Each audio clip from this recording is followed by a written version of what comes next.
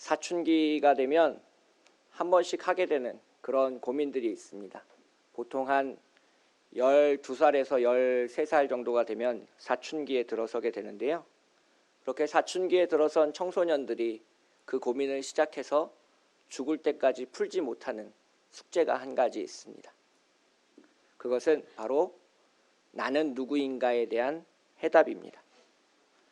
누구나 한 번씩 질문을 해보았고 또 자신만의 해답을 가지고 있지만 철학적으로 매우 어려운 질문이며 오랜 역사를 가지고 있습니다. 요즘 한 가수가 부른 노래 때문에 이제 소크라테스가 매우 유명해졌는데요. 그 소크라테스가 남긴 말 중에 가장 유명한 말은 바로 너 자신을 알라는 것이었습니다. 그래서 그만큼 나는 누구인가? 나는 어떤 사람인가? 나는 무엇을 할 수 있는 사람인가? 나는 무엇을 해도 괜찮은 사람인가? 이러한 질문들은 오랜 역사를 가지고 있고 우리가 근본적으로 방황하고 청년 시기에 고민하게 되는 근본적인 질문들 중에 하나입니다. 우리는 처음 만나는 사람에게 보통 나는 누구인지에 대해서 설명하려고 노력합니다. 고향이 어디인지, 나는 몇 살인지, 어떻게 살아왔는지, 나의 부모님은 어떤 분들이신지 등등 그러한 많은 이야기들을 통해서 자기 자신을 설명하려고 노력합니다. 이게 너무 많아지면 나이가 들면 들수록 그러한 이야기들을 하는 게 이제 조금 싫어지기 시작해서 새로운 만남을 그렇게 좋아하지 않게 됩니다. 교회도 마찬가지인데요. 참빛교회는 어떤 교회인가를 말해보라라고 여러분들에게 질문을 드리면 언제 교회가 세워졌고 어떤 사람이 교회를 출석하고 있고 우리 참빛교회가 어떤 이야기를 가지고 있는지 그러한 것들을 이야기할 겁니다. 특별히 교회에 새 신자가 왔으면 우리 교회가 가지고 있는 장점이 무엇인지에 대해서 말하려고 더욱더 노력할 겁니다. 저는 오늘 본문을 통해서 여러분들과 과연 교회는 무엇인가? 교회는 무엇을 꿈꾸어야 하는가? 하나님이 교회를 만드신 목적은 무엇인가? 이러한 질문들을 함께 살펴보려고 합니다. 요즘 많은 교회들이 갈등을 겪고 있는데요. 큰 교회들이 갈등이 없는 교회들이 없을 정도라고 합니다. 그런데 그 갈등의 배경에는 바로 교회란 무엇인가라는 이 질문이 놓여져 있습니다. 교회에 대해서 꿈꾸는 생각들이 다르고 교회를 바라는 모습들이 다르기 때문에 저마다의 마음속에 있는 교회가 충돌하여서 서로 갈등을 일으키고 어려움을 낳는 그러한 일들이 벌어지고 있습니다. 만약에 건물을 교회라고 생각하시는 분이 계신다면 그분은 좋고 아름다운 건물을 세우기 위해서 분명히 노력할 겁니다. 반면에 건물보다는 사람이 교회다라고 생각하시는 분들은 건물을 세우기보다는 교육에 그리고 성경 공부 같은 것들에 더 많은 자원을 투자하려고 할 것입니다. 각자가 생각하는 교회의 모습에 따라서 생각하는 교회의 미래가 다르고 그로 인해서 궁극적으로 서로 갈등하고 충돌을 일으키고 문제가 생길 수밖에 없는 겁니다. 그렇다면 과연 베드로전서에서 사도 베드로가 꿈꾸었던 그리고 그리고 있는 교회는 무엇일까? 오늘 본문을 통해서 한 3가지를 살펴보려고 합니다. 먼저 오늘 본문을 살펴보면 재미있는 구조를 가지고 있습니다.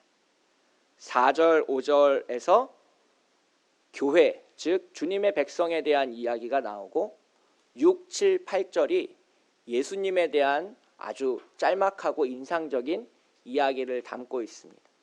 또 마지막 9절, 10절에서는 다시 주님의 백성, 교회에 대한 이야기를 이렇게 이야기하고 있습니다. 영어 이니셜로 이야기하면 A, B, A 다시 이런 구조를 가지고 있는데요.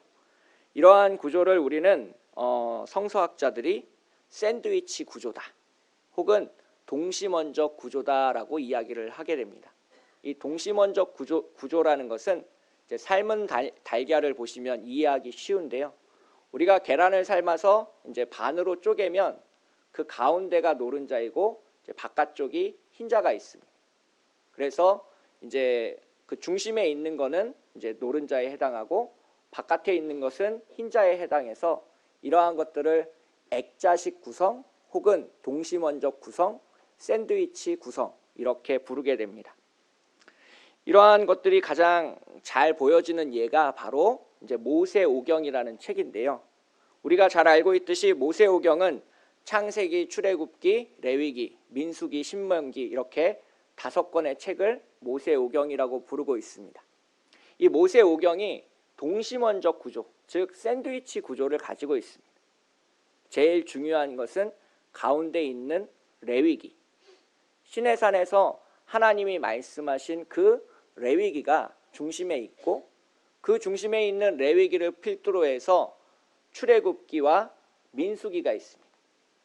출애굽기는 시내산까지 가는 여정이고 민수기는 시내산에서 출발하는 여정입니다.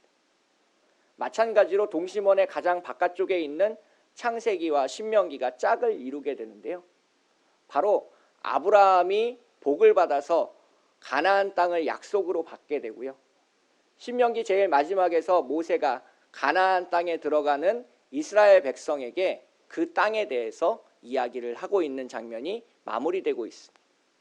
이처럼 이게 성경은 동심원적 구조, 샌드위치 구조를 많이 가지고 있는데요.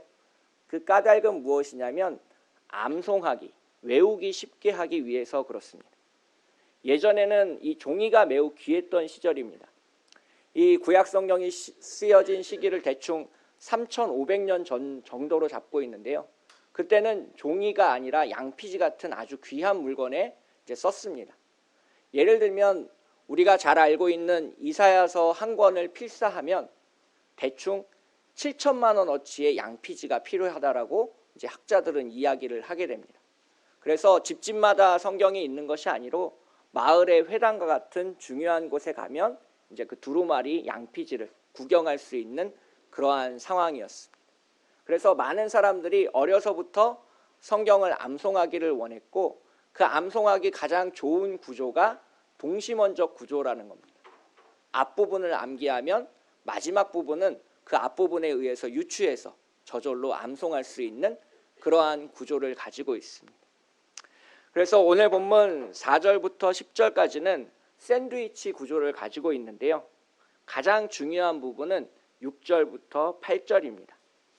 6절부터 8절까지의 내용을 다시 살펴보면 거기 안에는 예수님에 대한 묘사가 핵심을 이루고 있습니다. 6절을 보시면 예수님은 보배로운 모퉁이 돌이시다라는 것을 베드로는 강조하고 있습니다. 7절에서는 그 모퉁이 돌인 예수님을 믿는 너희에게는 그것이 보배이지만 믿지 않는 사람에게는 건축자의 버린 돌과 같다라는 이야기를 하고 있고요. 8절에서는 예수님을 믿지 않는 사람들이 그 말씀에 순종하지 않는 것은 하나님께서 그렇게 예정하셨다라는 이 예정론에 대한 그 성경 구절이 놓여져 있습니다. 그래서 오늘 본문을 천천히 자세히 살펴보시면 교회가 무엇인가에 대한 대답을 교회 자체에서는 찾을 수 없다는 것을 알 수 있습니다. 이게 좀 세상에 있는 조직과 공동체와 다른 점입니다. 우리가 회사를 들어가거나 아니면 동아리를 들어가거나 동호회를 들어가게 되면 그 조직의 목적은 자기 자신이 목적입니다. 회사는 이윤을 내는 것이 목적이고 동호회는 자신들 안에 즐거움이 충만하는 것이 목적입니다.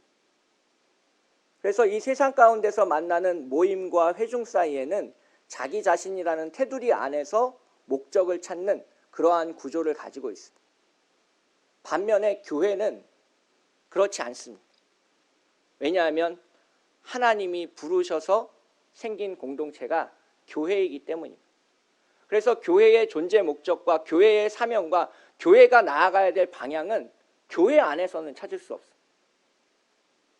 교회 바깥에 그것이 놓여져 있는데요. 오늘 본문에서는 바로 예수 그리스도로 그것을 찾을 수 있습니다. 즉 우리는 교회는 무엇인가? 교회는 무엇을 꿈꾸어야 되는가? 교회는 무엇을 해도 괜찮은가라는 질문을 먼저 하기 전에 과연 예수님은 누구신가? 내가 고백하고 있는 예수님은 어떤 모습인가? 내가 말할 수 있는, 내가 표현할 수 있는 예수님은 어떤 사람인가? 어떤 분이신가? 어떤 하나님이신가? 라는 것을 먼저 발견해야 된다는 것. 오늘 본문 속에서 사도 베드로가 고백하고 있는 예수님의 모습은 바로 4절에 있는데요.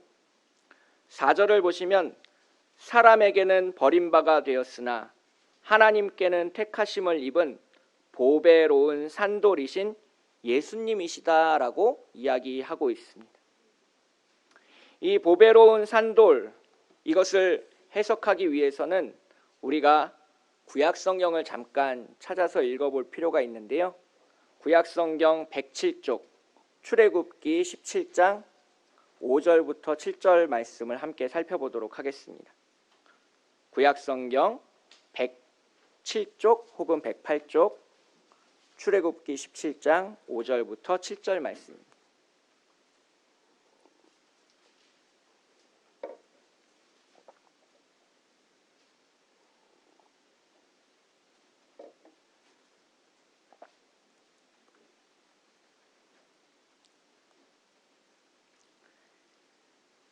출애굽기 17장 5절부터 7절 말씀 다 찾으신 줄 알고 한 목소리로 읽겠습니다. 여호와께서 모세에게 이르시되 백성 앞을 지나서 이스라엘 장로들을 데리고 나일강을 치던 내 지팡이를 손에 잡고 가라. 내가 호렙산에 있는 그 반석 위 거기서 내 앞에 서리니 너는 그 반석을 치라. 그것에서 물이 나오리니 백성이 마시리라. 모세가 이스라엘 장로들의 목전에서 그대로 행하니라. 그가 그곳 이름을 마사 또는 무리바라 불렀으니 이는 이스라엘 자손이 다투었음이요 또는 그들이 여호와를 시험하여 이르기를 여호와께서 우리 중에 계신가 안 계신가 하였음이더라. 아멘. 출애굽기 17장에서는 광야길을 걷던 이스라엘 백성들이 고난을 겪게 됩니다. 오늘을 살고 있는 우리가 코로나19 바이러스로 때문에 고난을 겪고 있는 것과 마찬가지로 출애굽한 이스라엘 백성들은 물을 구할 수 없어서 고난을 겪게 됩니다. 마실 물이 없고 갈증으로 인해서 어려움에 처하게 되자 이 사람들은 자신들이 경험했던 그 과거의 기적들은 다 잊고 하나님과 모세를 원망하기 시작합니다. 과연 우리 안에 하나님이 계시냐? 과연 우리를 하나님이 인도하고 계시냐? 하나님이 우리 가운데 계신다면 우리가 이렇게 갈증을 겪고 고난을 겪고 어려움이 거는 것을 어떻게 그냥 두고만 보시느냐? 하나님 없는 거 아니냐? 이러한 질문들을 이스라엘 백성들이 할 때에 바로 그때 산 위에 있는 시내 산 위에 있는 반석에서 쪼개져서 물이 샘솟는 그런 기적을 경험하게 됩니다. 그래서 바위 속에 물이 있었다. 그 물로 인해서 우리가 생명을 얻었다. 이것이 바로 보배로운 산돌의 진짜 의미입니다. 우리가 외국에 나가면 리빙스톤 처치라는 이름의 교회들을 발견할 수 있는데요. 바로 이 산돌이 생명이 그 안에 있는 돌, 그런 의미를 담고 있습니다. 그 돌이 쪼개어져서 그 돌이 갈라져서 우리 안에 생명으로 인도하는 그 물이 우리에게 흘러왔다라는 것을 이야기하는 겁니다. 바로 이 장면이 요한복음 속에서 예수님이 십자가에 매달리는 장면과 오버랩이 됩니다. 예수님이 십자가에 매달리셔서 창에 찔려서 보혈을 흘리는 장면이 나오는데요. 그 보혈이 바로 생명의 물, 생수의 강, 우리를 부활시키는, 우리를 다시 살리는, 우리에게 영생을 허락하는 생명의 물이다라는 것을 요한복음은 이야기하고 있습니다. 즉 너희가 지금 그 수많은 어려움 가운데, 환난 가운데, 고난 가운데 과연 하나님이 계신가 안 계신가라고 묻고 싶은 그 순간에 예수님을 바라보면 그 예수님이 몸이 찢어져서 우리에게 생명의 물이 흘렀듯이 보배로운 산돌이신 예수님이 교회의 머릿돌이 되신다라는 것을 베드로는 이야기하고 있습니다. 그래서 이 4절의 근거에서 교회는 무엇인가에 대한 첫 번째 대답을 찾을 수 있습니다. 바로 생명을 전하는 교회입니다. 반석이 깨어져서 우리 안에 생명이 흘러넘쳤으니 그 생명을 다른 사람에게, 옆에 있는 사람에게, 우리 이웃에게, 세상에게 전하여 준 것이 바로 교회다라는 질문의 첫 번째 답이 되겠습니다. 교회는 하나님과 세상 사이에 끼어 있는 애매한 존재입니다. 교회는 세상에 속할 수도 없고 하나님에 속할 수도 없습니다. 교회는 세상과 하나님 사이를 잇는 다리의 역할을 하고 있습니다. 하나님이 부어주시는 사랑을, 하나님의 은혜를, 그 하나님의 안아주심을, 그 하나님의 위로하심을, 그 하나님의 생명의 능력을 전하여 주는 것이 교회다라고 베드로는 이야기하고 있는 겁니다. 그래서 우리가 생명을 전하여 주러 나가고 주님의 복음을 전하여 주러 나가면 우리는 핍박을 경험하게 됩니다. 오늘 본문 4절 제일 앞부분에 사람에게는 버림받았다라는 말이 등장합니다. 즉 역사상 한 번도 교회를 환영한 나라가 없습니다. 요즘 언론에서 교회에 대한 부정적인 메시지가 많아서 불편하신 분들도 꽤 많을 텐데요. 저도 좀 그런 불편을 느끼고 있습니다. 하지만 교회 역사를 살펴보면 그건 늘 항상 그렇게 있었던 일입니다. 교회를 싫어하고 핍박하고 어떻게든 깎아내리려고 하는 노력들은 2000년 역사 동안 한 번도 끊임없이 반복되었던 그런 모습입니다. 문제는 그런 세상을 향해 우리를 미워하는 사람들을 향해서 생명을 전하여 주는 교회로 우리가 존재하고 있는가 하는 그러한 답입니다. 그러기 위해서는 먼저 우리 안에 십자가와 부활의 생명이 넘쳐나야 됩니다. 주님의 말씀이 우리 안에 은혜가 돼서 우리 안에 차올라야 합니다. 우리 안에 없는 것을 세상에 전하여 줄 수는 없습니다. 오늘도 이 예배가 끝나고 세상 가운데 나가실 텐데 주님의 생명을 전하시는 우리 모두가 되시기를 축복하겠습니다. 둘째로 교회는 5절을 보시면 너희도 산돌같이 신령한 집으로 세워지고 예수 그리스도로 말미암아 하나님이 기쁘게 받으실 신령한 제사를 드릴 거룩한 제사장이 될지니라 라고 이야기하고 있습니다. 그래서 두 번째로 교회는 성령이 거하시는, 성령이 내주하시는 신령한 집이다라고 베드로는 이야기하고 있습니다. 교회는 우리들이, 성도들이 몸과 마음으로 만든 집입니다. 그래서 그 교회가 어떤 모습을 가져야 되느냐, 많은 교부들이 그런 것들에 대해서 고민했습니다. 그래서 주후 381년에 니케아 콘스탄티노플 회의에서 하나의 사도신경을 만들었는데 니케아 콘스탄티노플 신조라고 부릅니다. 그 니케아 콘스탄티노플 신조에서 교회가 어때야 되는가, 교회는 무엇을 해야 되는가, 교회는 어떻게 존재해야 되는가에 대해서 4가지를 이야기했습니다.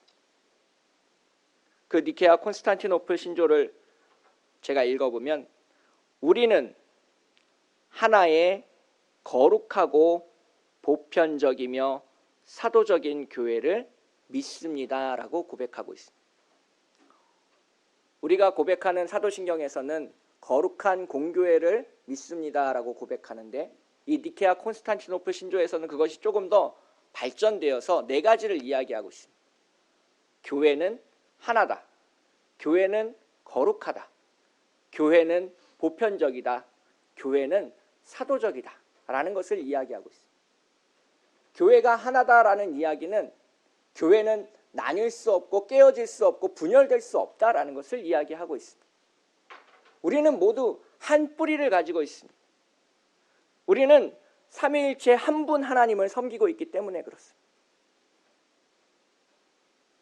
교회가 찢어지고 나눠지고 분열되고 그러한 것들은 교회가 건강하지 않다라는 지표라는 겁니다.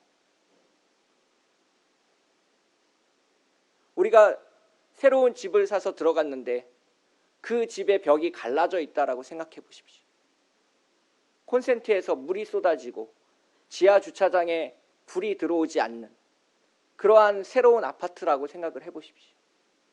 그 집에 과연 누가 들어가서 살고 싶겠습니까? 성령이 거주하는 교회도 마찬가지입니다. 교회는 그래서 같은 꿈을 꾸고 같은 생각을 가지고 한 마음으로 나아가는 것이 바로 교회다라는 것을 이야기하고 있습니다. 두 번째로 교회는 거룩해야 됩니다. 우리가 거룩하단 말을 참 많이 쓰는데요. 성도라고 이야기할 때도 거룩한 무리라는 뜻을 가지고 있습니다. 우리가 거룩한 오늘을 살아가야 된다. 거룩한 교회가 되어야 된다. 거룩한 오늘을 살아가야 된다라고 이야기를 많이 합니다. 하지만 중요한 것은 우리가 거룩의 진정한 의미를 잘 모르는 데 있습니다. 이 거룩이라는 단어 속에는 두 가지 의미의 차원이 있습니다. 첫 번째는 따로 떼어놔서 구별했다는 의미를 담고 있습니다. 예를 들면 내가 월급을 받았을 때 헌금을 따로 떼어놓는 것, 그건 구별된 돈입니다. 거룩의 시작입니다. 이 세상 가운데 믿지 않는 수많은 사람들 가운데 따로 떼어놓은 주님의 백성들, 거룩한 무리, 성도라고 부르게 되는 겁니다.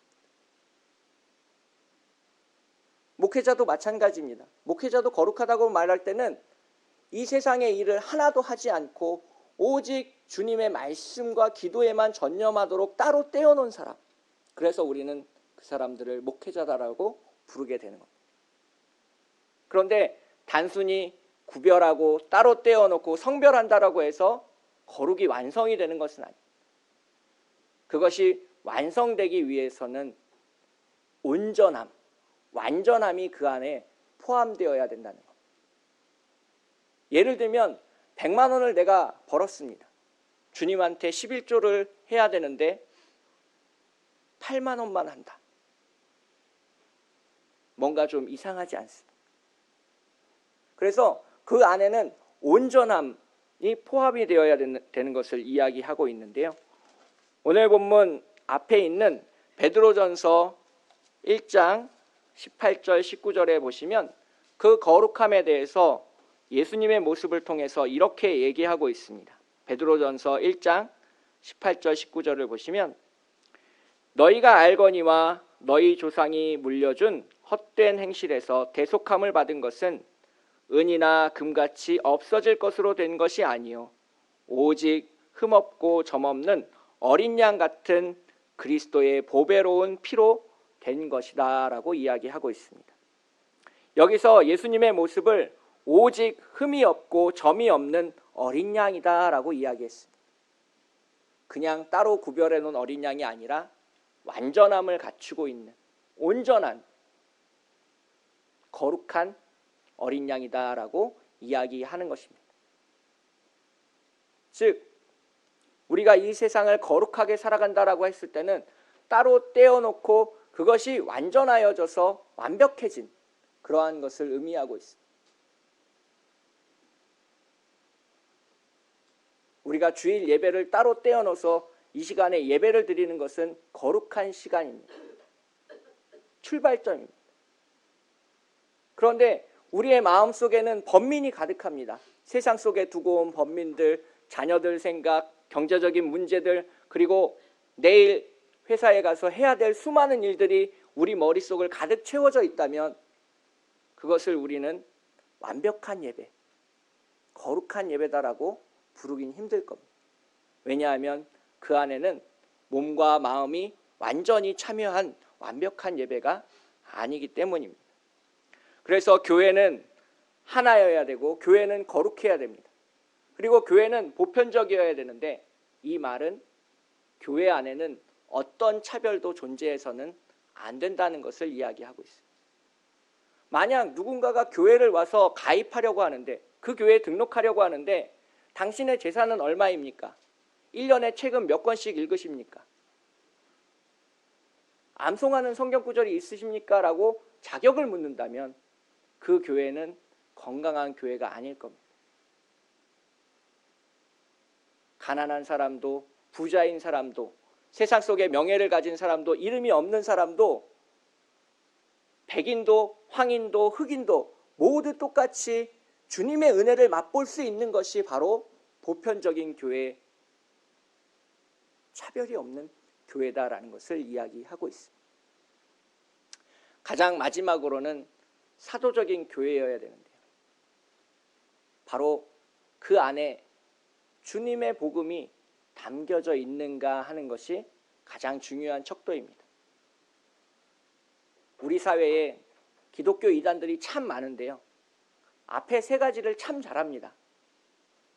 이단들의 모습을 보면 하나로 진짜 잘 뭉치고요.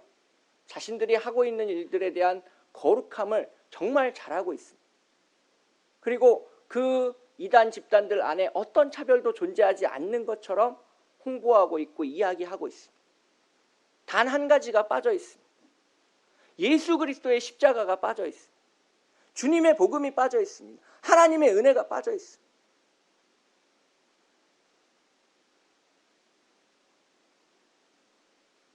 제가 이 설교를 시작할 때 교회가 건물이다라고 생각하시는 분도 있을 거고 교회가 사람이다라고 생각하시는 분도 있을 거다라고 예를 들었습니다. 교회는 사람과 건물을 초월해서 그 안에 하나님의 은혜가 담겨 있는 공동체여야 된다라는 것을 오늘 본문에서 베드로는 강조하고 있습니다. 신령한 집은 그 안에 영적인 것들이 충만해서 주님의 기쁨과 은혜가 샘솟는 그러한 집을 이야기하고 있습니다.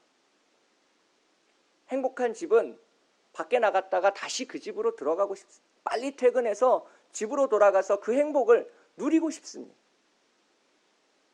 교회도 마찬가지라는 겁니다.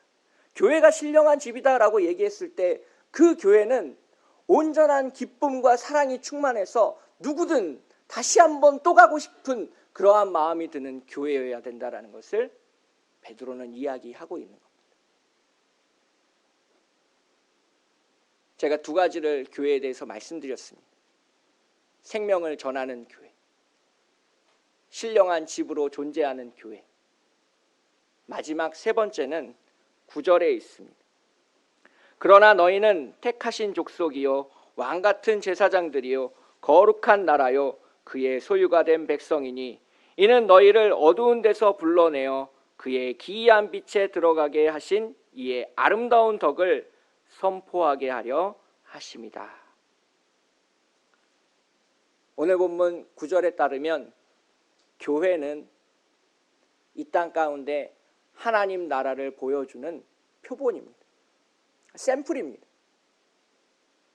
눈으로 하나님 나라를 볼 수 있는 사람은 아무도 없습니다. 그런데 그 하나님 나라를 보여주게끔 하나님이 만드신 것이, 창조하신 것이 바로 교회입니다. 주님과 함께 동행하면 저렇게 기쁘게 살 수 있구나. 십자가의 은혜를 맛보면 저렇게 행복하게 오늘을 살아갈 수 있구나. 하나님 나라를 맛보면 이 세상이 줄 수 없는 즐거움과 기쁨을 누리면서 살아갈 수 있구나라는 것을 보여주는 공동체가 바로 교회라는 겁니다.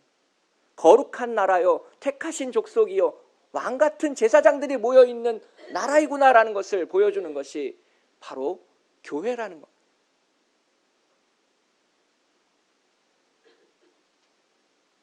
저절로 그렇게 되면 얼마나 좋겠습니까?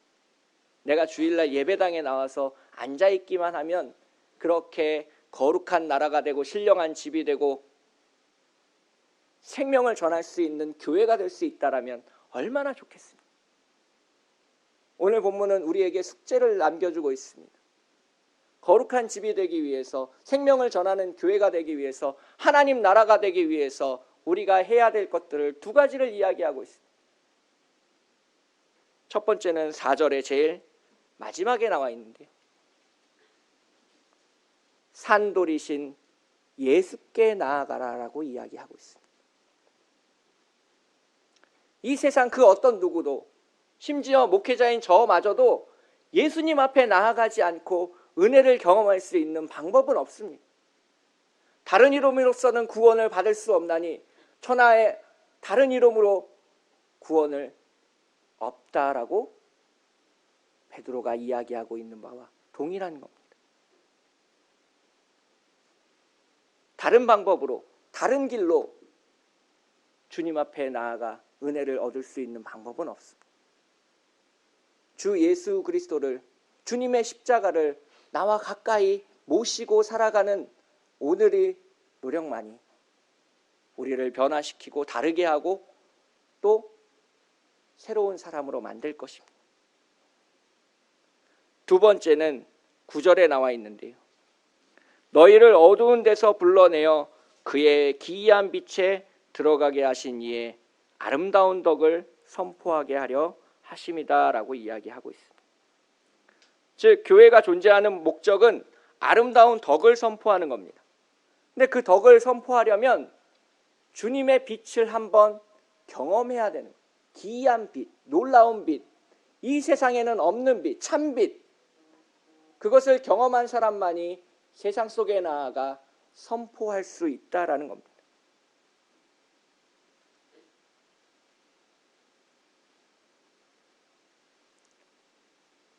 요한복음 8장에서 예수님은 자신을 세상의 빛이다라고 말씀하셨습니다. 요한복음 8장 12절에서 예수님이 그렇게 말씀하셨는데 그 앞부분에 일어났던 사건을 보면 가늠하다 붙잡힌 여인을 예수님께서 용서하시는 장면이 나옵니다. 가늠하다가 현장에서 체포되면 율법으로는 바로 돌에 쳐 사형에 처해야 됩니다.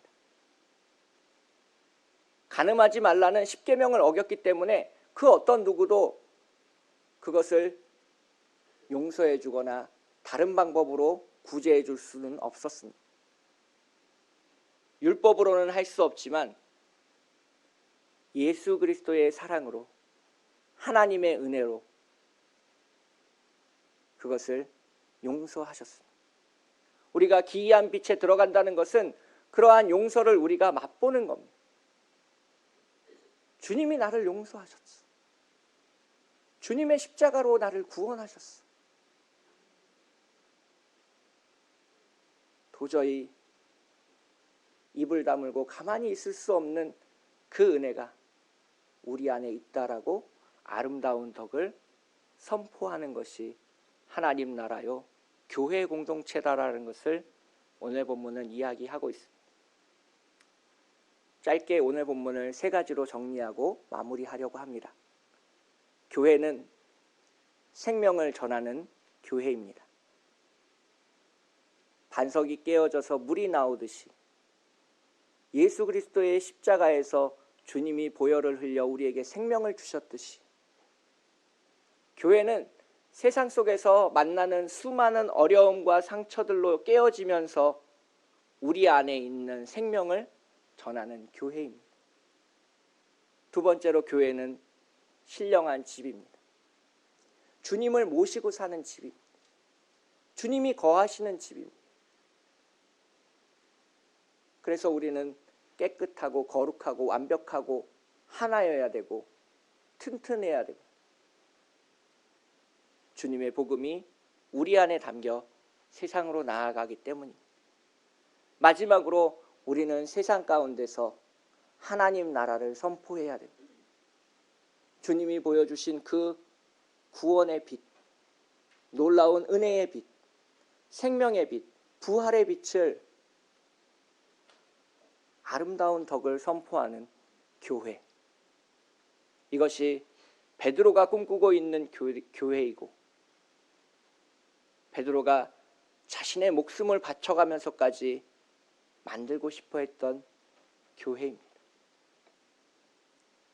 참빛교회 여러분, 우리 모두 같은 교회를 꿈꾸면서 주님 앞에 기도하며 나아가는 우리 모두가 되시기를 축복하겠습니다. 함께 기도하겠습니다. 사랑과 은혜가 충만하신 하나님 아버지, 우리를 주님의 백성으로 불러주시고 우리를 거룩하다 인쳐주시고 우리에게 기이한 빛을 선물하셔서 주 예수 그리스도께 나아가 생명의 교회가 되게 하여 주시니 감사합니다. 아버지 하나님, 어지러운 세상 가운데 환난과 핍박 가운데 온전히 주님만을 바라보게 하시고 그 기이한 빛에 참여하여 주님의 놀라우신 은혜를 경험케 하여 주시옵소서. 우리의 마음에 담겨있는 많은 고민들이 있습니다. 기도 제목이 있습니다. 아픔들이 있습니다. 때로는 그것이 상처가 되어 용서가 되지 않고 아버지 하나님을 원망하고 싶은 마음이 들 때도 있습니다. 주님, 이 시간 임재하시어 우리의 마음 가운데 생명의 은혜를 넘치게 하여 주시고 하나님의 나라를 경험케 하여 주시옵시고 주님의 말씀이 우리를 움직여 주님과 함께 나아가도록 인도하여 주시옵소서. 거룩하고 아름다우신 우리를 사랑하시는 예수님의 이름으로 간절히 기도합니다. 아멘.